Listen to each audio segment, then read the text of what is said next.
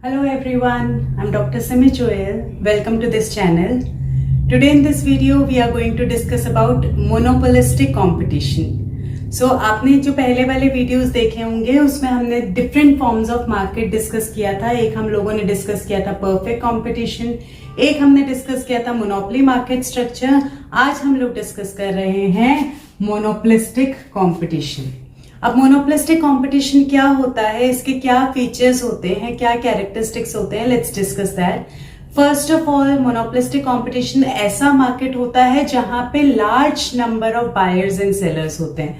कैसा मार्केट होता है? Where there are large number of buyers and sellers.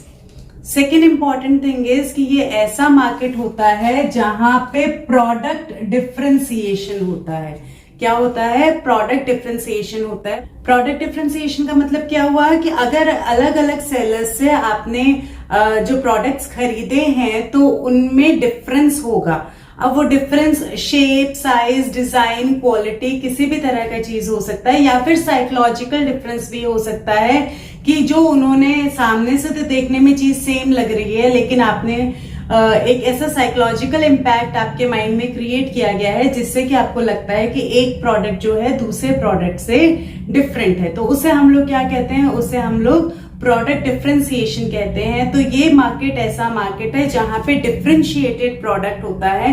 Perfect competition में क्या था? परफेक्ट कंपटीशन में होमोजीनियस प्रोडक्ट था कि अगर दो सप्लायर्स, दो सेलर्स या तीन सेलर्स, चार सेलर्स, जितने भी सेलर्स हैं मार्केट में, अगर उनसे कोई भी गुड्स खरीदे जाते थे तो अगर उनको साथ में रखा जाता था तो किसी भी तरह का कोई भी उसमें डिफरेंशिएशन नहीं पता लगाया जा सकता था. जीरो डिफरेंशिएशन था उसमें. लेकिन यहाँ पे क्या है? यहाँ पे डिफरेंशिएटेड प्रोडक्ट होता है. अलग अलग सप्लायर्स, अलग अलग बायर्स से, अलग अलग सेलर्स से अगर आपने प्रोडक्ट खरीदा है तो ऐसे सिचुएशन में आप क्या देख रहे हो? प्रोडक्ट डिफरेंशिएशन देख रहे हो कि एक प्रोडक्ट दूसरे प्रोडक्ट से अलग होगा, चाहे वो शेप, साइज, डिजाइन, किसी भी तरह का डिफरेंस उसमें हो सकता है. उसे हम क्या कहते हैं? Product differentiation.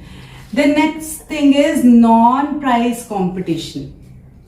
अब ये मार्केट ऐसा मार्केट होता है जहां पे क्या होता है? जहां पे कट थ्रोट कंपटीशन होता है, जहां पे कि बहुत सारे सेलर्स हैं और जहां पे कि आप नहीं चाहोगे कि आप किसी भी तरह के प्राइस वॉर में एंगेज हो, क्योंकि प्राइस वॉर में एक सेलर प्राइस रिड्यूस करने की कोशिश करता है तो दूसरा और फर्दर रिड्यूस करता है, फिर से और फर्दर रिडक्शन होती है. तो ये इस तरह का प्राइस वॉर स्टार्ट हो जाता है जो कि ऑब्वियसली कोई भी रैशनल सेलर नहीं चाहेगा कि उसका इस तरह से नुकसान हो, क्योंकि प्राइस वॉर से किसी का फायदा नहीं होता एक्सेप्ट द कस्टमर्स या जो बायर्स हम लोग बात करते हैं.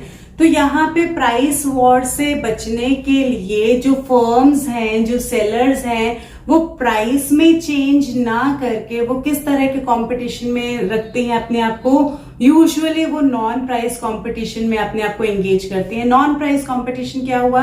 आप अपने प्राइस को चेंज नहीं कर रहे हो लेकिन आप बाकी कुछ एक्स्ट्रा फैसिलिटीज दे रहे हो, जैसे फ्री होम डिलीवरी हो गया, आपने वारंटी पीरियड इंक्रीज कर दिया, फ्री पिकअप फ्रॉम होम हो गया. इस तरह की कई सर्विसेज ऐसी हो सकती हैं जिससे कि बायर को लगे कि आपकी कंपनी बेटर कंपनी है, आपका प्रोडक्ट बेटर प्रोडक्ट है, जिसकी वजह से आपके प्रोडक्ट की जो डिमांड है वो इंक्रीज हो जाती है. तो इस तरह के कंपटीशन को हम लोग क्या कहते हैं? नॉन प्राइस कंपटीशन कहते हैं, जहां पे प्राइस से छेड़छाड़ नहीं की जा रही है, प्राइस को चेंज नहीं किया जा रहा है, लेकिन प्राइस के अलावा जो दूसरे फैक्टर्स हैं जो कि डिमांड को इंक्रीज कर सकते हैं उस पे काम किया जाता है. Another thing is, another characteristic is free entry and exit. ये एक और बहुत इंपॉर्टेंट कैरेक्टरिस्टिक है. ये जो कैरेक्टरिस्टिक है कॉमन कैरेक्टरिस्टिक है किसके जैसा? परफेक्ट कंपटीशन जैसा. परफेक्ट कंपटीशन में भी क्या है? फ्री एंट्री एंड एग्जिट है. यहाँ पे भी क्या है? फ्री एंट्री एंड एग्जिट है. जब भी फर्म को लगे कि ठीक है वो मार्केट में एंटर करना चाहती हैं तो लॉन्ग रन में वो मार्केट में एंटर कर सकती हैं. अगर उनको लगता है कि जो मार्केट है वो प्रॉफिटेबल नहीं है उनके लिए और वो मार्केट को छोड़ के जाना चाहती हैं तो उनके ऊपर किसी तरह का रिस्ट्रिक्शन नहीं होता that they can not leave the market, या फिर उनको किसी तरह का रिस्ट्रिक्शन नहीं होता कि आप मार्केट में एंटर नहीं कर सकते हो. तो ये ऐसा मार्केट होता है जहां पे क्या है? Free entry and exit. So that is another characteristic of monopolistic competition, that there is free entry and exit. अब क्योंकि मार्केट में बहुत सारे सेलर्स हैं, एक सेलर नहीं है, मार्केट में बहुत सारे सेलर हैं। इसकी वजह से इसका जो डिमांड कर्व है वो कैसा होगा, हाईली इलास्टिक डिमांड कर्व होगा।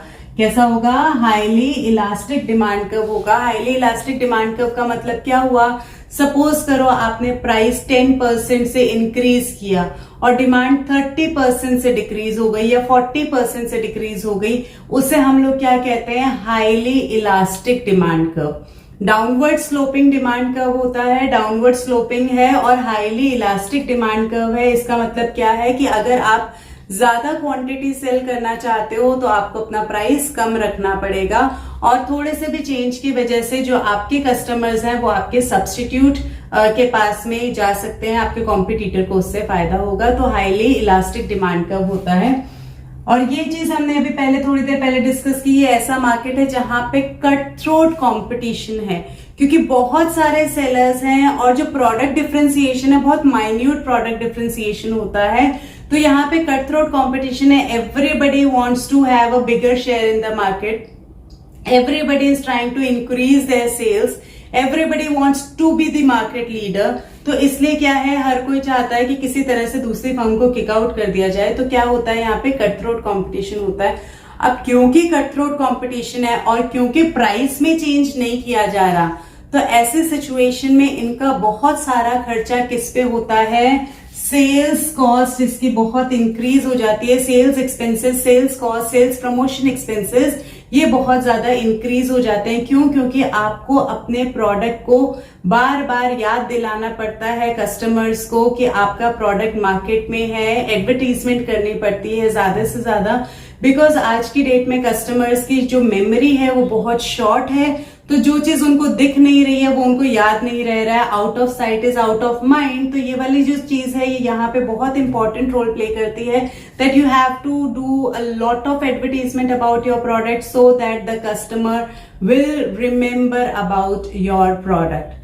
तो ये क्या था, ये हमारे कुछ कैरेक्टरिस्टिक्स थे किसके, मोनोपोलिस्टिक कंपटीशन के।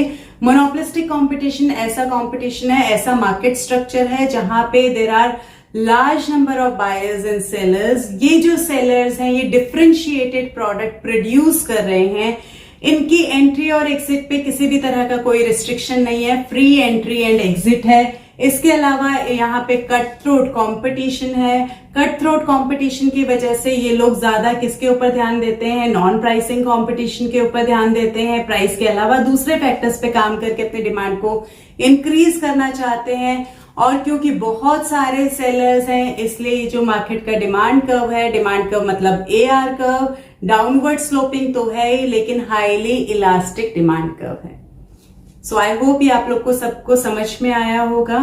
सो if you like it then do like it, share it and subscribe it. Thank you.